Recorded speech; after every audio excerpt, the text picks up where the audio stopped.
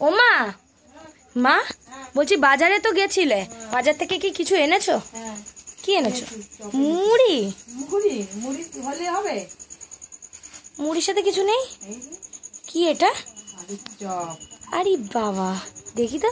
আমার সঙ্গে আলুর চপ পুরি এনেছি আমি। বাহ, বিকালের টিফিন, সন্ধ্যাবেলার টিফিন।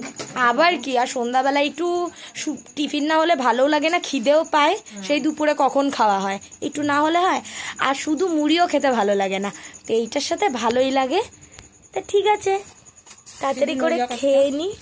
ঠিক আছে, ভিডিওটা এখানেই কাট করলাম। আপনাদের যদি ভালো লেগে থাকে অবশ্যই লাইক, সাবস্ক্রাইব, শেয়ার করতে একেবারে ভুলবেন না। যেইটুকুই, টাটা টাটা।